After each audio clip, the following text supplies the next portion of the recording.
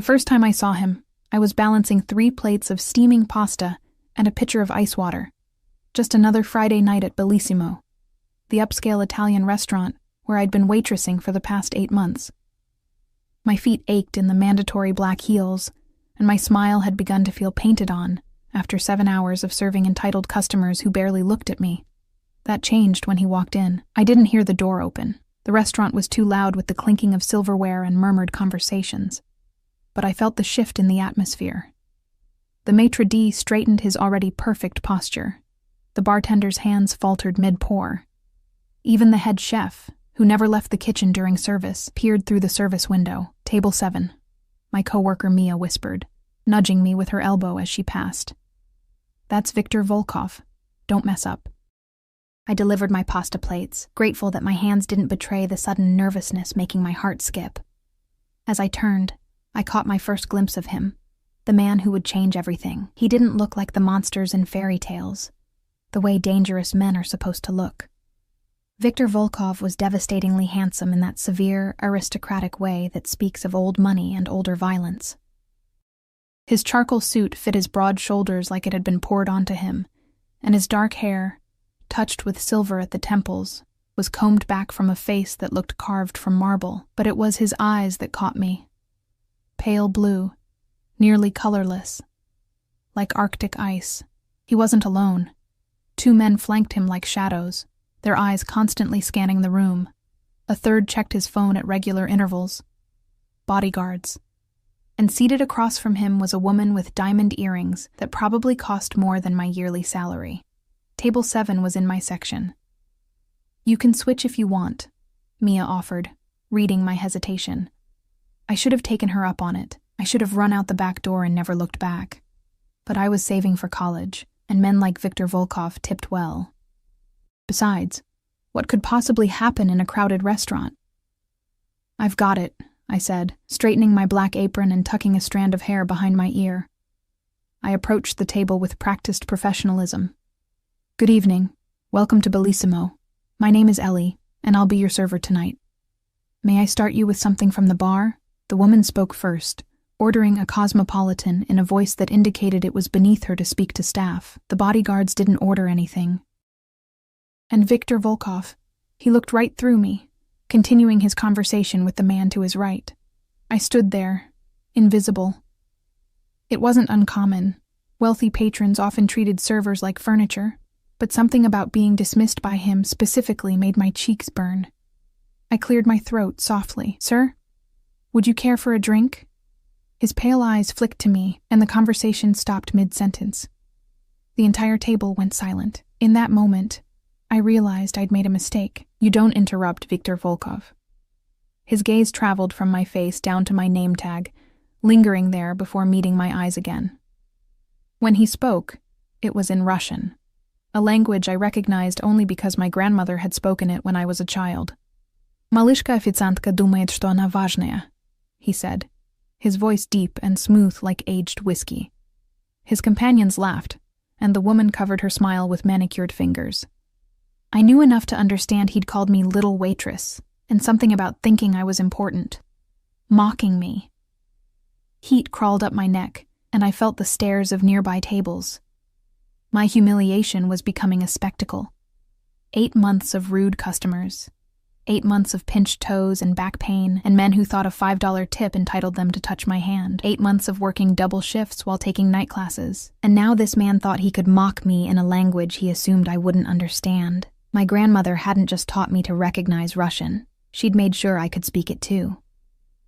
«Я понимаю вас прекрасно», I replied in perfect Russian, and I'd be happy to give you time to decide what you'd like to drink. Sometimes important decisions require additional consideration. I smiled pleasantly, the way I'd been trained.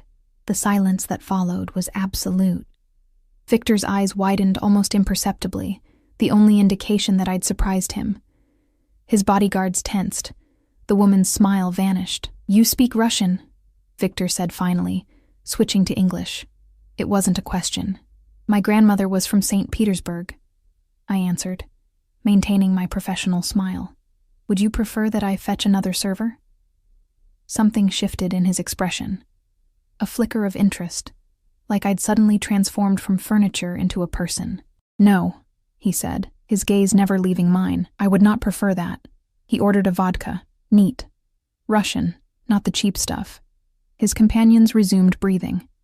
I nodded and turned to leave, feeling his eyes following me all the way to the bar. "What was that about?"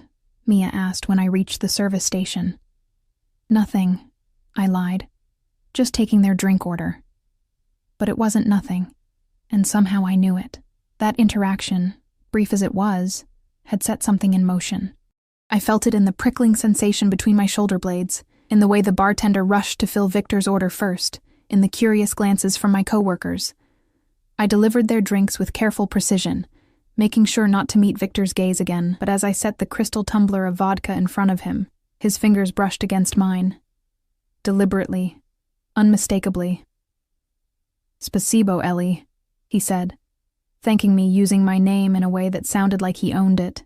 I nodded and retreated, but his touch lingered on my skin like a brand.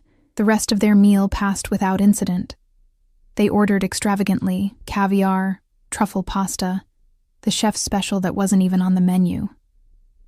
Victor barely touched his food, instead watching his companions eat while nursing his vodka. Occasionally, I caught him looking at me as I served other tables. Not staring, nothing so obvious. Just brief glances that felt like physical contact. When they finally left, the table was immaculate, except for a black credit card and a folded piece of paper. I processed the payment. The bill was over $800 and returned with the receipt. Victor signed it without looking at the total, then stood. He was taller than I'd realized, his presence filling more space than his physical body. "It was a pleasure, Ellie from St. Petersburg," he said, the corner of his mouth lifting in what might have been a smile on anyone else. On him, it looked dangerous. "Perhaps we will meet again." They left, and the restaurant seemed to exhale collectively. I cleared the table on autopilot, my mind still processing the encounter. It wasn't until I was counting my tips in the back room that I remembered the folded paper. I pulled it from my apron pocket and opened it. Written in elegant script was a phone number, and beneath it, "For when you're ready for more interesting conversations, V." I should have thrown it away immediately. Instead, I tucked it back into my pocket, telling myself I was just too tired to find a trash can. That night, I dreamed of pale blue eyes watching me from the shadows. I woke to my phone ringing. It was Mia, her voice unusually tense. "Ellie? Are you okay?" "Yeah, why wouldn't I be?" I mumbled, still half asleep. "You need to check the news, right now." I fumbled for my laptop, pulled up the local news site, and felt my blood turn to ice. The headline read, "Local restaurant scene of violent altercation, 2 hospitalized." The restaurant was Bellissimo. The article mentioned a dispute between patrons that had occurred shortly after I'd left last night. "What happened?" I asked Mia, my mouth dry. "They're saying some guys tried to approach Volkov in the parking lot. It didn't end well for them." She paused. "Ellie, everyone's talking about how you spoke Russian to him. The manager wants to see you before your shift today." "I didn't do anything wrong," I protested, but my voice sounded weak even to my own ears. "Just be careful, okay? Guys like him don't notice girls like us unless they want something." I hung up and sat on my bed, staring at the wall of my tiny studio apartment. My gaze drifted to my apron hanging on the doorknob, the folded paper still visible in the pocket. "For when you're ready for more interesting conversations." I had no idea that when would come much sooner than I expected, or that those interesting conversations would change my life forever. The manager didn't fire me, but it was a close thing. "You're lucky Mr. Volkov left a generous tip and complimented the service," Marco said, pacing his cramped office while I sat rigidly in the worn visitor's chair. "Otherwise I'd have to let you go. We can't afford to be associated with incidents." He meant violence. He meant the kind of people who leave men hospitalized in parking lots. "I didn't do anything wrong," I repeated. The same words I'd said to Mia. They sounded even less convincing now. Marco sighed, running a hand through his thinning hair. "Just stick to English from now on, okay? And if he comes back, I'll have Derek serve his table." I nodded, relieved to still have my job, but somehow irritated that my interaction with Victor would be given to Derek, who couldn't tell Cabernet from Merlot and always smelled faintly of weed. My shift that day passed in a blur of normality that felt surreal after the previous night. Regular customers ordering their usual dishes, businessmen discussing quarterly reports over linguine, tourists taking photos of their tiramisu. No sign of Viktor Volkov or his entourage, but I felt watched. Every time the door opened, my head snapped up. Every dark sedan that drove past the window made my heart race. By the end of my shift, my nerves were frayed, and my coworkers had noticed. "You look like you've seen a ghost," Mia said, as we changed out of our uniforms in the cramped employee bathroom. "Are you still freaked out about last night?" I forced a laugh. "I'm just tired, and I have an exam tomorrow." Mia looked unconvinced but didn't press. "Want to grab a drink at Murphy's? A bunch of us are going."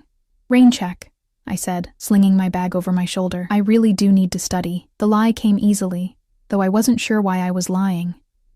I had no plans except to go home, take a hot shower, and try to forget about pale blue eyes and folded notes. The problem with lies, though, is they have a way of becoming complicated. As I stepped out the back door into the alley behind Bellissimo, a sleek black car idled at the curb.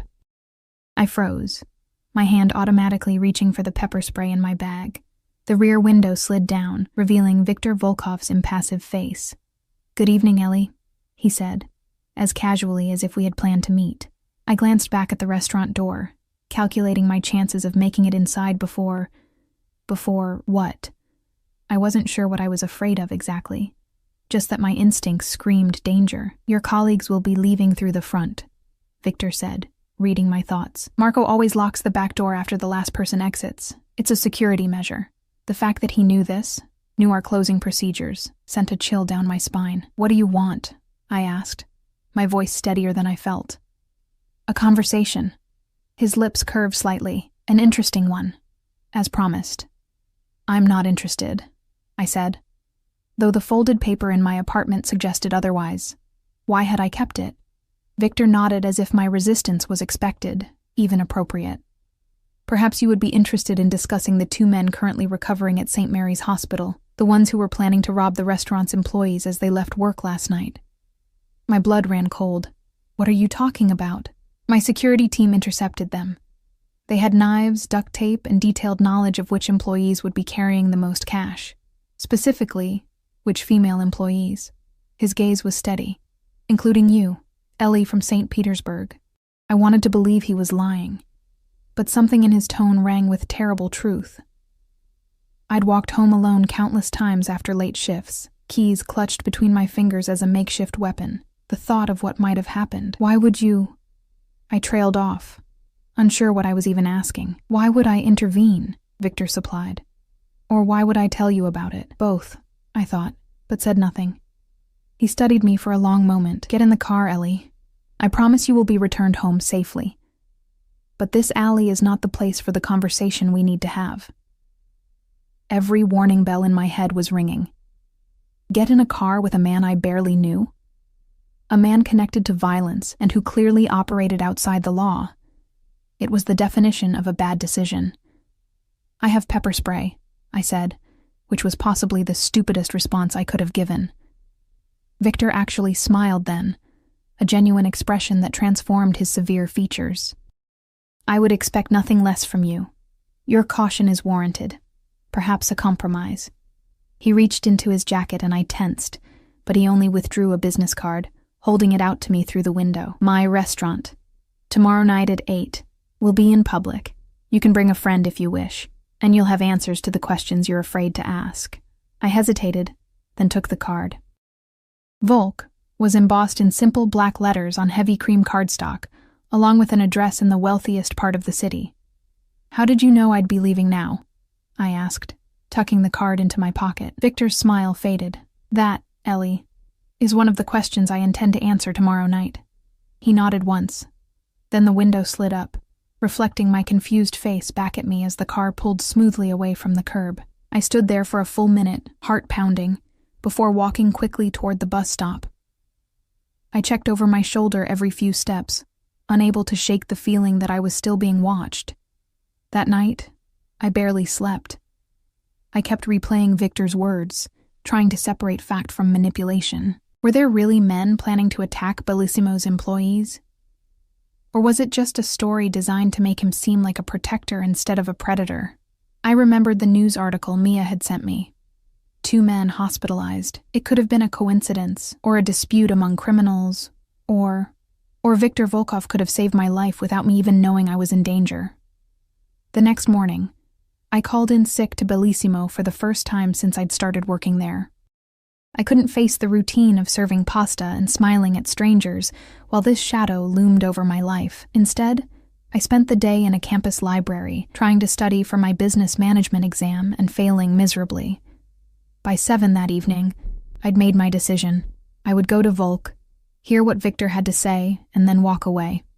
I would transfer to a different restaurant, maybe even a different part of the city. I would file away this bizarre interlude as an anecdote to tell someday when it no longer seemed dangerous. Mia called as I was getting dressed. "Feeling better? Marco was pissed that you called out." "Still a little under the weather," I lied, applying mascara with a steady hand. "But I'll be in tomorrow." "You better. It's Friday, and you know Derek can't handle the dinner rush alone." She paused. "You sound weird. Are you really okay?" I glanced at my reflection in the mirror. I'd chosen a simple black dress, modest but flattering, and low heels. My blonde hair was pulled back in a neat ponytail, and I'd kept my makeup minimal.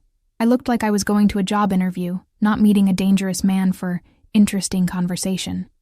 "I'm fine," I said, "just tired." "Well, rest up, and check your email." Marco sent out a new schedule with shift changes. After we hung up, I stared at my phone, debating whether to text someone, anyone, about where I was going. But what would I say? Meeting the Russian Mafia guy from work. If I don't come back, check the river. Instead, I took a photo of Victor's business card and emailed it to myself with the subject line, "Meeting at 8 p.m., a pathetic digital breadcrumb that would probably be useless if something actually happened to me. Volk was located in a restored historic building downtown, its entrance marked only by a small, tasteful sign bearing the same embossed logo as the business card. No flashy lights, no line of people waiting to enter, just a solid oak door and a man in a dark suit who nodded at me as if he'd been expecting me. "Miss Eleanor Hayes?" he asked, his accent thicker than Victor's. When I nodded, he opened the door for me. "Mr. Volkov is waiting for you." The restaurant's interior was a study in understated luxury, soft lighting, dark wood, white tablecloths, and widely spaced tables that promised privacy. Classical music played at a volume that allowed conversation without requiring raised voices. Every table was occupied, the clientele an interesting mix of business types, wealthy couples, and what I suspected were political figures. A hostess in a simple black dress led me through the main dining room and up a curved staircase to a private area overlooking the rest of the restaurant. Victor stood as I approached, dressed in another impeccable suit, this one a deep navy that made his pale eyes even more striking. "Ellie," he said, and somehow my ordinary name sounded different in his mouth. "Thank you for coming." I remained standing, suddenly unsure of my decision. From this vantage point, I could see the entire restaurant, including the 2 suited men stationed at the bottom of the stairs. Not exactly subtle.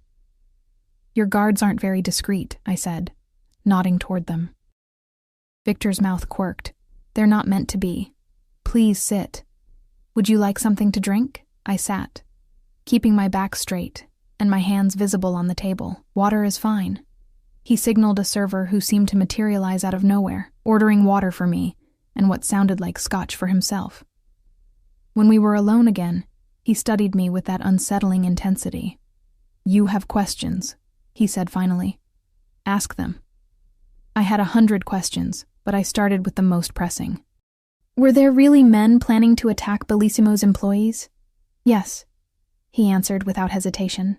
3 men, to be precise. Former employees of a rival establishment with a history of similar crimes. They typically target female servers leaving work with cash tips. His expression darkened. 2 are in the hospital. The 3rd is elsewhere. The implication made me shiver. "And you just happened to be there to stop them?" "No," Victor said, accepting his drink from the returning server. He waited until we were alone again before continuing. I had been informed of their plans and arranged for them to be intercepted. Informed by whom? I pressed. Victor took a sip of his scotch, considering me. I have many sources of information in this city, Ellie. Very little happens that I do not eventually hear about. That's not an answer, I said, surprising myself with my boldness. It's the only answer you'll get on that particular question, he replied, not unkindly. Some information would put you in more danger, not less. The server returned with a selection of appetizers I hadn't seen him order. Small, elegant portions of what looked like very expensive food. My stomach growled traitorously. Please eat, Victor said, gesturing to the spread. The chef here is excellent. I hesitated, then took a small bite of something that turned out to be the best crab cake I'd ever tasted. Why am I here, Mr. Volkov? Victor, he corrected. And you're here because I find you interesting, Ellie Hayes. A waitress who speaks fluent Russian, studies business management, and faces down a table of strangers without flinching. You're not what you appear to be. The fact that he knew my full name and what I was studying sent another chill through me. I'm exactly what I appear to be, I countered. Just a student working to pay bills.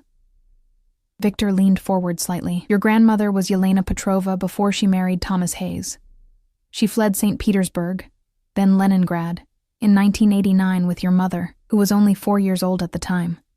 Your grandfather stayed behind and was never heard from again. I set down my fork, appetite gone. How do you know this? As I said, I have sources. He held my gaze. What you may not know is why they fled. My pulse quickened. Grandmother had never spoken about why they left Russia, and my mother claimed not to remember.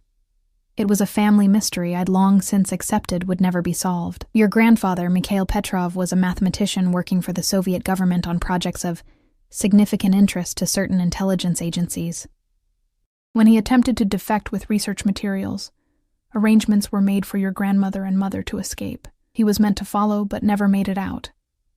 I felt dizzy, like the floor was tilting beneath me.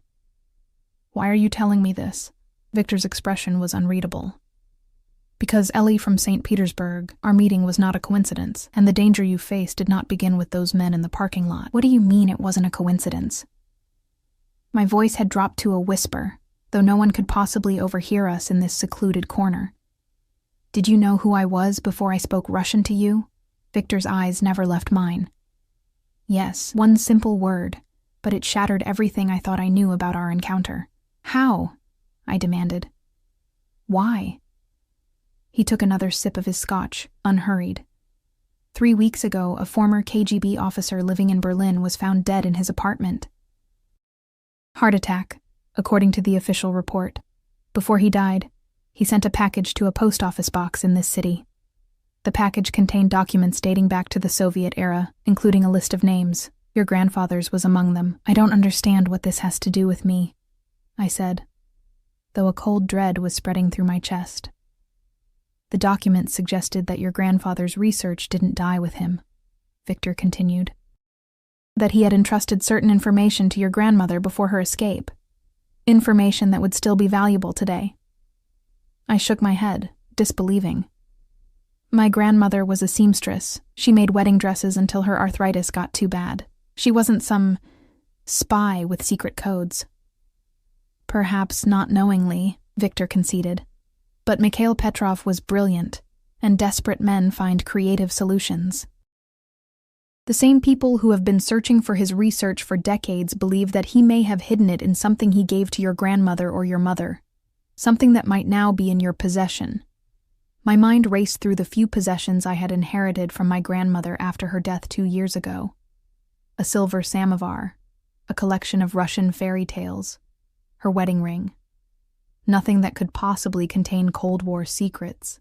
This is insane, I said, pushing my chair back. I think I should go. Victor didn't try to stop me physically, but his next words froze me in place. The men in the parking lot weren't random criminals, Ellie. They were sent to abduct you, not rob you. Just as others have been watching your apartment, your campus, and your place of work for the past 2 weeks. That's not possible, I whispered. But even as I said it, I remembered the prickling sensation of being watched, the dark cars that seemed to idle too long on my street. I had you under protection from the moment I learned you might be targeted, Victor said, his voice softening slightly, but I couldn't approach you directly without risking alerting those who are looking for Petrov's research. When you spoke Russian to me at the restaurant, you forced my hand. Now they know for certain that you're Yelena's granddaughter. My legs felt weak, and I sank back into my chair. Who are they? Former intelligence operatives now working in private enterprise. People who believe your grandfather's research could be worth billions in today's market. He leaned forward. People I have a personal interest in stopping. Why? I asked. What's your stake in this? For the first time, Victor hesitated, as if weighing how much to tell me. Your grandfather's work involved encryption methods that were decades ahead of their time. Methods that could make digital communications either completely secure or completely vulnerable, depending on who controls them. And you want to control them, I said, understanding dawning. Victor's expression hardened. I want to ensure they don't fall into the wrong hands. Hands that would use them to steal from the accounts of people who trust their banks to keep their money safe, to intercept private communications, to blackmail and extort without consequence. And your hands are the right ones? I couldn't keep the skepticism from my voice. He actually smiled at that, a brief flash of white teeth. My hands are far from clean, Ellie. But in this matter, yes, my interests align with the greater good. I protect what's mine, and I consider this city mine. The implication was clear. He was a criminal, but one with a code. A territorial predator who nonetheless maintained a certain order in his domain. So what now? I asked, trying to process everything. I don't have whatever they're looking for. I don't even know what it might be. Perhaps, Victor acknowledged. But they won't believe that without searching everything you own and questioning you thoroughly. The way he said the last word made it clear what kind of questioning he meant. A chill ran down my spine. Are you saying I'm in danger right now? Not at this moment. Not in my restaurant. Not in my presence. His certainty was both reassuring and terrifying. But yes, you are in danger, which is why I'm offering you my protection. Your protection, I repeated. The phrase sounded medieval, something a lord might offer a peasant at a price. What exactly does that mean? It means you'll stay in one of my properties, under guard, until we resolve this situation. You'll continue your studies. I'll arrange for secure transportation to your classes. You'll want for nothing material, and you'll be safe. I stared at him, incredulous. You're asking me to just move in with you? With a complete stranger? A criminal? Victor's eyebrows rose slightly. I'm offering you security when there are people willing to kidnap or kill you. As for being a stranger, he gestured to the space between us. We're becoming acquainted rather quickly, wouldn't you say? Despite everything, the fear, the confusion, the sheer insanity of the situation, I felt a laugh bubble up. This is crazy. You know that, right? This whole conversation is absolutely insane. The world is often insane, Victor replied, surprisingly philosophical. We simply do our best to navigate it. I took a long drink of my water, wishing it were something stronger. What if I say no? What if I just go to the police? And tell them what? That you're being targeted by former Soviet spies because of Cold War research your grandfather may have hidden in a wedding ring? His voice was gentle, but the message was clear. The police can't protect you from these people. They operate in shadows too deep for law enforcement to reach, and you operate in those same shadows, I pointed out. Victor inclined his head, acknowledging the point, which is precisely why I can offer protection they cannot. I fell silent, staring at my half-eaten food. None of this felt real, and yet the fear twisting in my gut was undeniable. I thought about returning to my apartment, lying awake all night listening for unusual sounds, jumping at every car that drove past. I need to think, I said finally. This is a lot. Of course, Victor said, as if we were discussing something mundane like a business proposal. But I'm afraid time is limited. The men who were watching you will have reported our meeting by now. Their employers will accelerate their plans. How convenient, I said, unable to keep the bitterness from my voice. Create a sense of urgency, so I don't have time to think clearly. Something flashed in Victor's pale eyes. Anger, perhaps, or respect. You think I'm manipulating you. Aren't you? Yes, he admitted candidly, but not in the way you believe. The danger is real, Ellie. I didn't create it, but I am offering a way through it. A server appeared with the main course. Something that smelled delicious, but that I had no appetite for. Victor dismissed him with a gesture. Tell me this, I said when we were alone again. If I accept your protection, what do you get out of it? You're not doing this out of the goodness of your heart. No, I'm not, Victor agreed. I want to find Petrov's research before anyone else does. Having you close makes that more likely. You might remember something your grandmother said or did that could lead us to it. You might recognize something in the documents from Berlin that wouldn't mean anything to me. At least he was honest about his motives. But there was something else, something in the way he watched me that suggested another interest entirely. I wasn't naive enough to miss it, and that's all? I challenged. Victor's lips curved slightly. I also enjoy your company, Ellie Hayes. You're direct in a way few people dare to be with me. It's refreshing. Heat crept into my cheeks, and I looked away, annoyed at myself for the reaction. I need guarantees, I said, focusing on practicalities. If, and it's a big if, I agree to this arrangement, I need to know I can leave whenever I want. Agreed, Victor said without hesitation. You'll be protected, not imprisoned. You may leave at any time, though I would strongly advise against it until the situation is resolved. And how long will that take? That depends on how quickly we can locate what they're looking for. Days, possibly weeks. Weeks. The thought of spending weeks under Viktor Volkov's roof, under his intense gaze, made my pulse quicken in a way that wasn't entirely fear. I have conditions, I said, surprising myself with my boldness. I keep my job at Bellissimo. I maintain contact with my friends. No one can know about this arrangement, but I won't disappear from my life. Victor considered this. Your job would put you at unnecessary risk, but I understand your desire for normalcy and independence. Perhaps a compromise. You take a leave of absence from Bellissimo, and I find you a position here at Volk if you wish to continue working. Here? I glanced around at the elegant restaurant. I've never worked anywhere this upscale. You're a quick learner, Victor said, with such certainty that I wondered what else he knew about me. As for maintaining contact with friends, that can be arranged, provided communications are secure and meetings take place in controlled locations. It felt surreal to be negotiating the terms of my own protective custody with a man who was essentially a crime lord. Yet here I was, haggling like we were discussing a used car instead of my life. One last thing, I said. I want to know everything you find out about my grandfather and grandmother. No secrets. Victor's expression turned serious. Some knowledge is dangerous, Ellie. So is ignorance, I countered. This is my family we're talking about, my history. I have a right to know. He studied me for a long moment, then nodded once, decisively. Very well.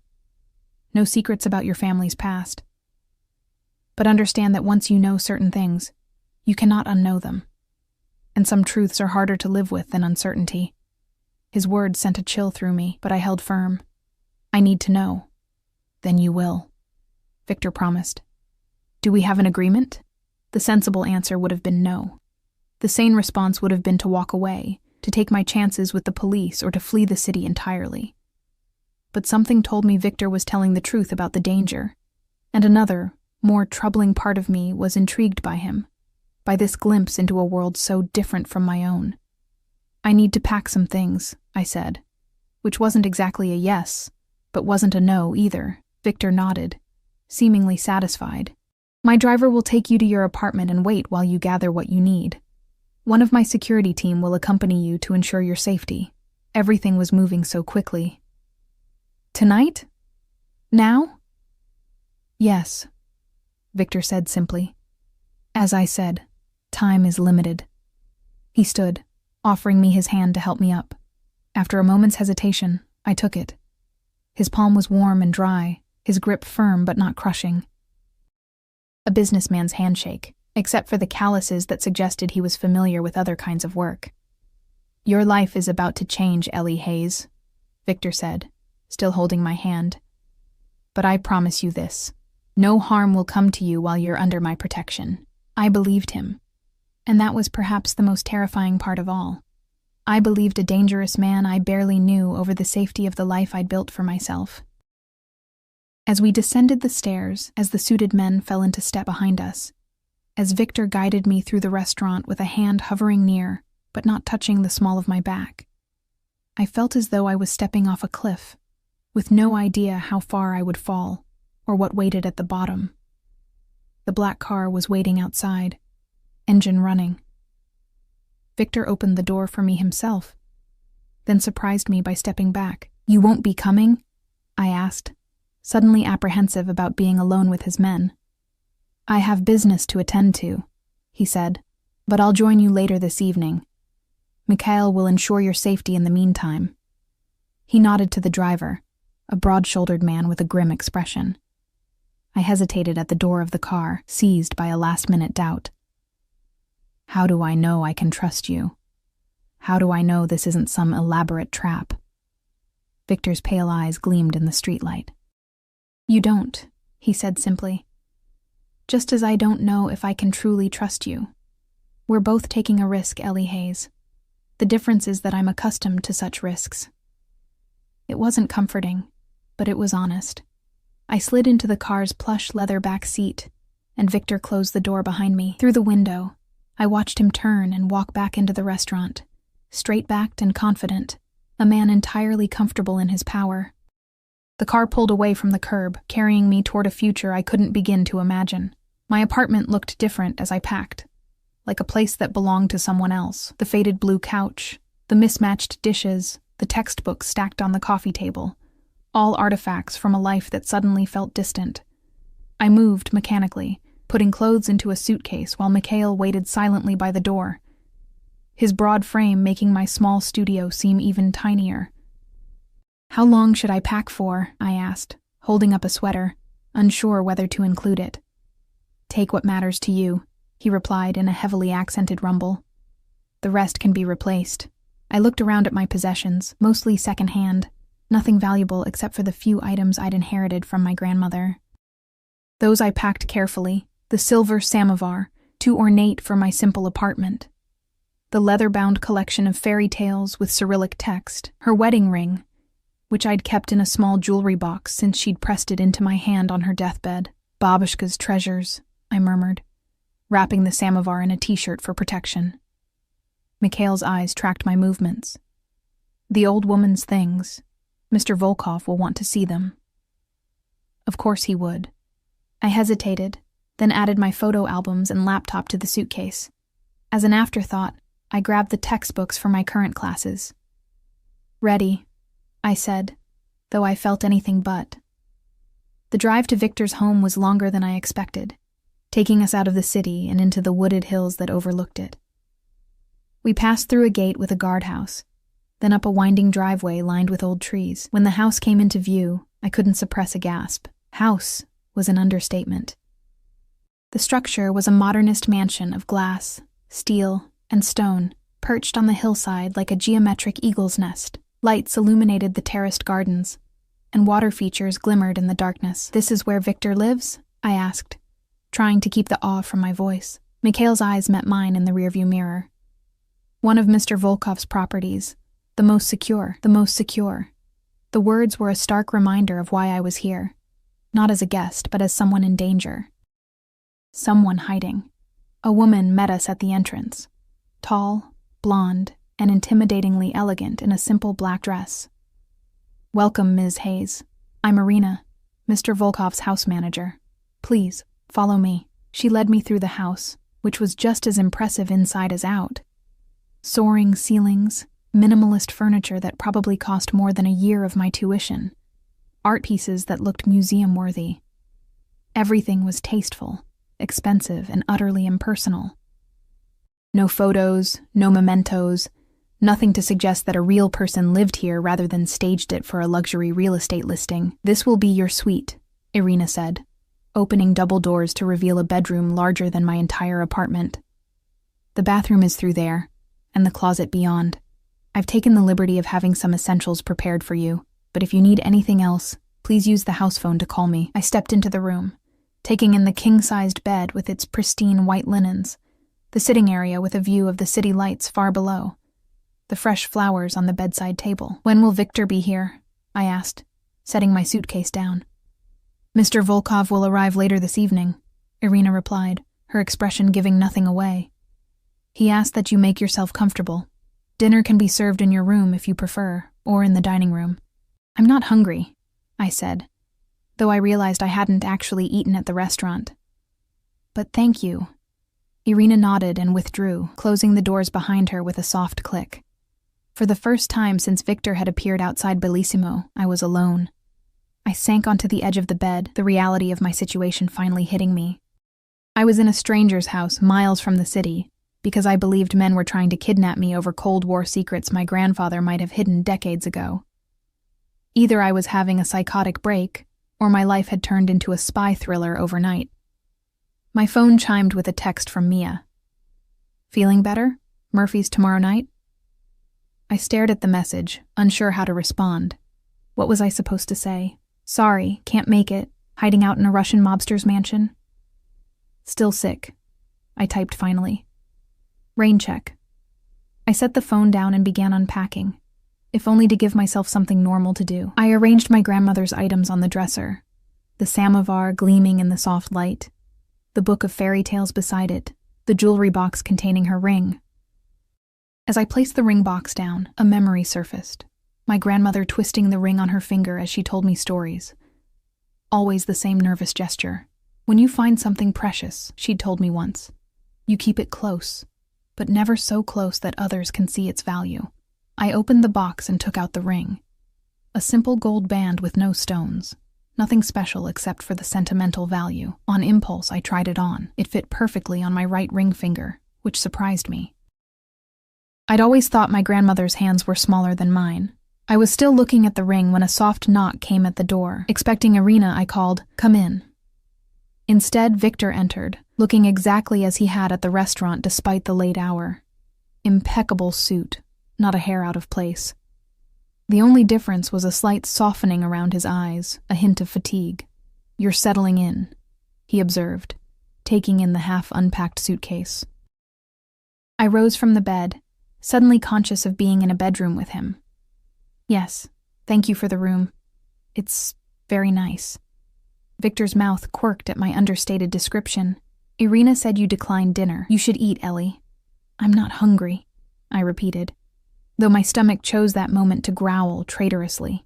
He crossed to the sitting area and gestured to one of the chairs. "Join me for a moment." It wasn't exactly a command, but it wasn't quite a request either. I sat, keeping my back straight, hands folded in my lap like a schoolgirl called to the principal's office. Victor took the chair opposite mine, his posture relaxed but alert. "You're wearing your grandmother's ring," he noted, his gaze falling to my hand. I resisted the urge to hide it. "Yes, it's one of the few things I have from her." "May I?" He extended his hand. I hesitated, then slowly offered my hand. His fingers were warm as they took mine, turning my hand to examine the ring. His touch was clinical, but still intimate enough to make my pulse quicken. "A simple wedding band," he murmured. "Gold, Soviet-era craftsmanship." He looked up, his pale eyes meeting mine. "Did your grandmother ever mention anything unusual about it?" I shook my head. "It's just a wedding ring. She never took it off, not even after my grandfather disappeared." Victor released my hand, and I withdrew it quickly, resisting the urge to rub away the lingering sensation of his touch. "Your possessions from her. We'll need to examine them," he said. "There are non-invasive scanning technologies that can detect if something has been hidden inside objects, or if papers have been treated with chemicals to conceal text." "You think my grandmother's samovar might have secret compartments?" I couldn't keep the skepticism from my voice. "I think your grandfather was ingenious and desperate," Victor replied seriously. "Such combinations often produce creative solutions." I glanced at the items on the dresser. "Fine, but I want to be present when they're examined." "Of course." He studied me for a moment. You're handling this situation remarkably well, Ellie Hayes. Am I? I laughed, a sound with no humor in it. I don't think I've processed it yet. Ask me again tomorrow when I wake up in a stranger's house, hiding from Soviet-era ghosts. Not a stranger, Victor corrected softly. Not anymore. There was something in his gaze that made me look away, uncomfortable with the intensity. We've had dinner and one conversation. That hardly makes us friends. No, not friends, he agreed, but connected nonetheless. Your grandfather's past and my present have intersected in a way neither of us could have predicted. And what exactly is your present, Victor? I asked boldly. You've never actually said what you do, beyond vague references to protecting what's yours. His expression revealed nothing. I have business interests throughout the city and beyond. Restaurants, real estate, import-export operations. And the less legal aspects? Victor's lips curved slightly. You're very direct. I think I've earned the right to be, I countered. He inclined his head, acknowledging the point. I operate in gray areas, yes. I provide certain services that exist outside conventional legal frameworks. Protection, conflict resolution, information brokerage. You're a criminal, I translated. By some definitions, he conceded. Though I prefer to think of myself as someone who recognizes that the law is often an imperfect instrument for achieving justice or maintaining order. It was the kind of rationalization I would have scoffed at in my business ethics class. But sitting here in his house, with the weight of his protection between me and unknown threats, I couldn't bring myself to judge him too harshly. Get some rest, Victor said, rising from his chair. Tomorrow we'll begin examining your grandmother's possessions, and I'll have more information about the people looking for Petrov's research. He moved toward the door, then paused, looking back at me. The security system is state-of-the-art. There are guards patrolling the grounds. You're safe here, Ellie. Safe from everyone except you, I said softly. Something flickered in his eyes, surprise, perhaps, or respect. I told you before, you may leave at any time. I'm not your jailer, just my protector, I said, unable to keep a hint of irony from my voice. For now, Victor replied, his gaze lingering on mine for a moment before he turned and left, closing the door silently behind him. I sat there for a long while, looking out at the distant city lights, feeling like I was watching my old life from an unreachable distance. Eventually, exhaustion overtook me, and I curled up on the enormous bed, still fully dressed, and fell into a fitful sleep. I dreamed of my grandmother that night. Not the grandmother I had known, the plump, gentle woman who baked Russian tea cakes and hummed folk songs as she sewed, but a younger version, running through snowy streets with a small child in her arms, looking over her shoulder in terror. I woke gasping, disoriented in the unfamiliar room. Sunlight streamed through windows I'd forgotten to cover, and for a moment, I couldn't remember where I was. Then it all came flooding back. Victor, the supposed threat, my impulsive decision to accept his protection. A soft knock at the door preceded Irina's entrance with a breakfast tray. Good morning, Ms. Hayes. Mr. Volkov thought you might prefer to eat in your room this morning. I sat up, running a hand through my tangled hair. Thank you. What time is it? Just after 9, she replied, setting the tray on a small table by the window. Mr. Volkov asked me to inform you that he's arranged for a security team to accompany you to your afternoon class, if you wish to attend. My Friday afternoon class, I'd completely forgotten. Yes, I'd like to go. I have an exam next week. Irina nodded. A car will be ready at noon. Is there anything else you need? I glanced down at my rumpled clothes from yesterday. I'd like to shower and change, of course. The bathroom is fully stocked, but if you need anything specific, please let me know. She moved to leave, then hesitated. Ms. Hayes, Mr. Volkov rarely brings guests here, especially not on such short notice. You must be very important. Before I could respond, she was gone, leaving me to puzzle over her words as I picked at the gourmet breakfast she'd brought. Eggs Benedict, fresh fruit, and coffee that smelled like heaven. Important. The word felt wrong. I wasn't important. I was just connected to something important. a random descendant who might unknowingly possess a decades-old secret. Yet the way Victor had looked at me last night suggested something more than just practical interest. I showered and dressed in my own clothes, jeans, a sweater, and boots, a small act of normalcy in this surreal situation. As I fastened my grandmother's ring on my finger, that same memory returned. When you find something precious, you keep it close, but never so close that others can see its value. The security team Victor assigned to accompany me to class was almost comically conspicuous. Two broad-shouldered men in dark suits who flanked me like prison guards as I walked across campus. Fellow students stared, some nudging each other and whispering. Professor Harrison raised an eyebrow when my escorts deposited me at the classroom door with instructions to wait right outside. "New friends, Ms. Hayes?" she asked dryly as I slipped into my usual seat. "Family friends?" I mumbled, face burning. "Just visiting." I could barely focus on the lecture about financial markets. My mind kept drifting to Victor, to my grandmother's belongings being examined for Cold War secrets, to the shadowy figures who apparently wanted to kidnap me. By the time class ended, I'd taken exactly 3 notes, none of them coherent. My guards materialized the moment I stepped out of the classroom. "Ms. Hayes, Mr. Volkov requested we bring you directly back to the house," the taller one said. "He has information to share with you." The drive back was tense and silent. I stared out the window, watching the city give way to wooded hills, wondering how my life had changed so dramatically in less than 48 hours. Victor was waiting in what appeared to be a study. A wood-paneled room with bookshelves, a massive desk, and windows overlooking the terraced gardens. He wasn't alone. A thin, bespectacled man in his 60s stood beside him, hands clasped behind his back. "Ellie," Victor greeted me, his expression giving nothing away. "This is Dr. Leonov. He's been examining your grandmother's possessions." Dr. Leonov nodded to me but didn't offer to shake hands. "Miss Hayes. A pleasure to meet Yelena's granddaughter." His familiar tone when mentioning my grandmother sent a chill through me. "You knew her?" "No," he replied. "But I knew of her, and of your grandfather. I worked in a related department during that time." I looked between them. "And?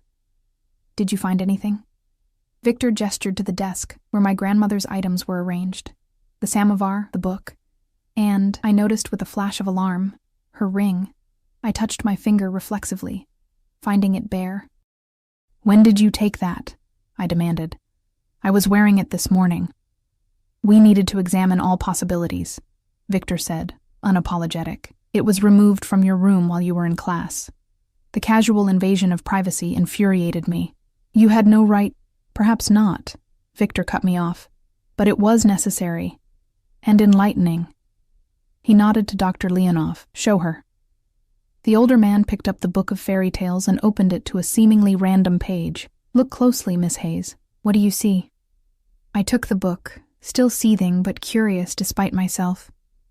The page showed an illustration of Baba Yaga's chicken-legged hut, with Cyrillic text flowing around it. "It's just a fairy tale. I've read this book 100 times. Dr. Leonov shook his head. "Look at the text itself, not the story. Particularly here and here." He pointed to specific passages. I squinted at the indicated sections, seeing nothing unusual.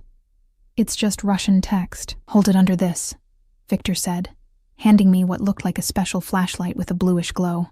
Ultraviolet light reveals certain inks that are invisible to the naked eye.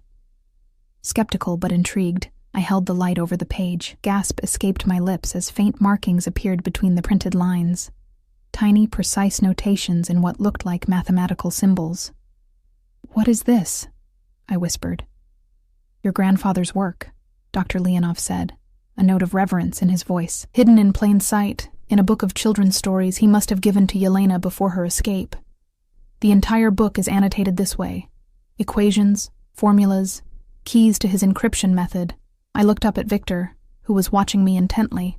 "This is what they're after? These scribbles?" "Those scribbles, as you call them, represent one of the most advanced encryption algorithms ever developed," he replied.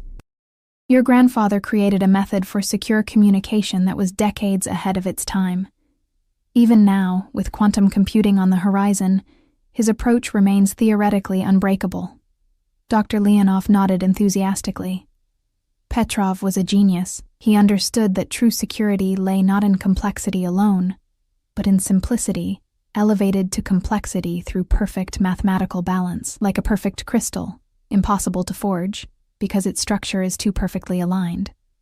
It was hard to reconcile this talk of mathematical genius with the grandfather I'd never known, a ghost, a name rarely mentioned in my family. "There's more," Victor said, picking up the samovar.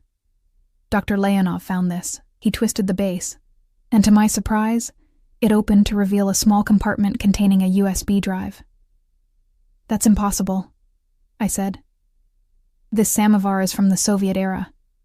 USB drives didn't exist then." "No," Dr. Leonov agreed. "Someone added this much more recently." "Your grandmother, perhaps, or someone who gave it to her." Victor handed me the drive. "We haven't accessed this yet. I thought you should be present given your conditions." I held the small device, trying to process what was happening. So my grandmother knew? All those years, she knew she was carrying Soviet secrets? "It seems likely," Victor said, "though she may not have understood their significance. She may have simply been keeping a promise to your grandfather, protecting what he entrusted to her." My vision blurred with unexpected tears. I thought of my grandmother, her quiet strength, her occasional melancholy, the way she'd sometimes stare out windows as if looking for someone who never arrived. Had she spent her entire life guarding these secrets, never telling a soul, not even her daughter or granddaughter? "What happens now?" I asked, wiping my eyes. "Now we access the drive and see what it contains," Victor replied. "Then we use what we find to ensure that those pursuing you understand that the game is over. The research has been found and secured. And then I can go home?"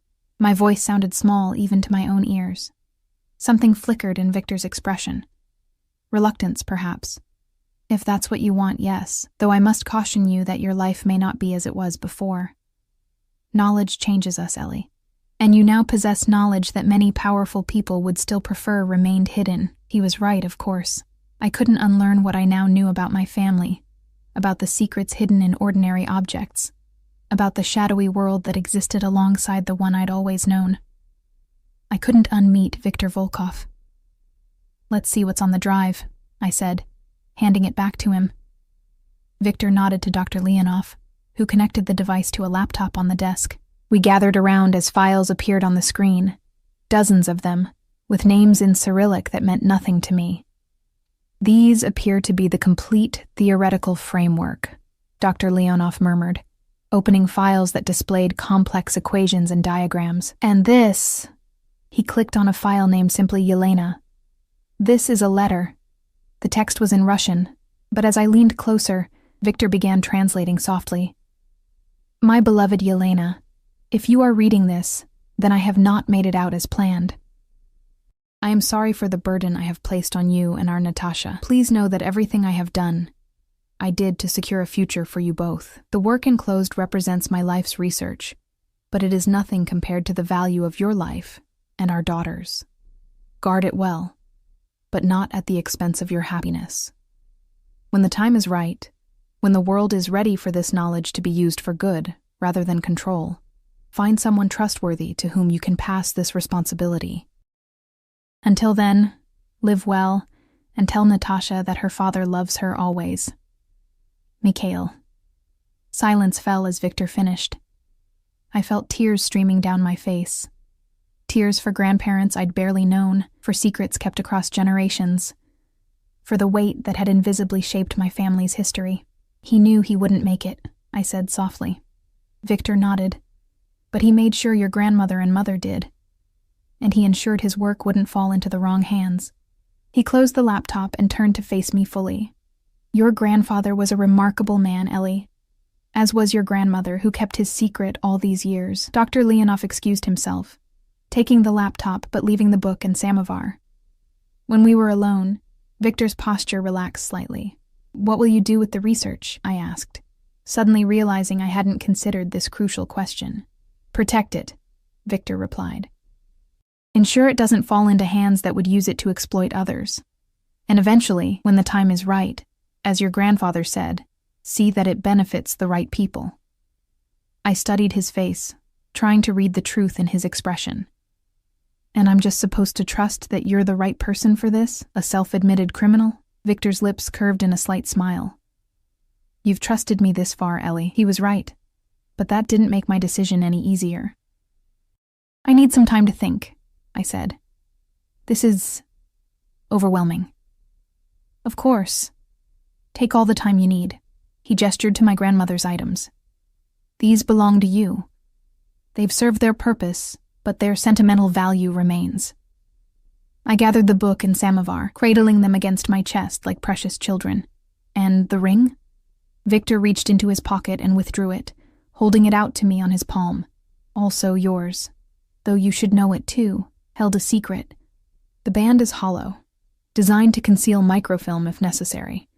It was empty when we examined it. I took the ring, slipping it back onto my finger where it belonged. Thank you for telling me. No secrets about your family's past, he reminded me. As promised. I nodded, then asked the question that had been building since I'd seen the hidden writing in the book. Are they still after me? The people who were watching me? Victor's expression hardened. Not for much longer. I've arranged to let certain parties know that Petrov's research has been recovered and that it's under my protection now. Few would risk challenging me directly, especially for something they can no longer profit from. So I could go home? Back to my apartment, my job, my classes? You could, Victor conceded. But is that what you want, Ellie? To return to serving pasta and struggling to make rent? To pretend you don't know what you now know? There was something in his voice, a challenge, but also an invitation. I'd glimpsed a world beyond my small existence, and part of me, a part I barely recognized, was reluctant to leave it behind. What's the alternative? I asked, my heart pounding. Victor stepped closer, not touching me but near enough that I could feel the heat radiating from his body. Stay. Not as someone under protection, but as a partner in this endeavor. Your grandfather's legacy is yours as much as it is anyone's. Help me ensure it's used as he intended. As a partner, I repeated skeptically. You barely know me. I know enough, Victor said, his pale eyes intent on mine. I know you're intelligent, resilient, and unafraid to stand your ground, even against men like me. I know you value family and honor commitments. I know you speak your mind and ask direct questions. These are qualities I value, Ellie Hayes. It was perhaps the most direct compliment I'd ever received, and from the most unexpected source. And what about... I gestured vaguely between us, not quite able to articulate the tension that had been building since that first night in the restaurant. Victor's expression softened. That would be entirely separate from any business arrangement, and entirely up to you. My face burned, but I held his gaze. I need time. To process everything, to decide what I want. Time you shall have, Victor agreed. But know this, Ellie from St. Petersburg. Whatever you decide about your grandfather's research, about your role in protecting it, my interest in you remains unchanged. You fascinated me before I knew your connection to Mikhail Petrov. You fascinate me still. The intensity of his gaze made it hard to breathe. I clutched my grandmother's belongings closer, using them as a shield between us. I should go. Rest. Victor nodded, stepping back to give me space. Dinner will be served at 7, if you'd care to join me. No pressure, no decisions required. Just a meal between friends. The way he hesitated before the word friends made it clear he envisioned something quite different.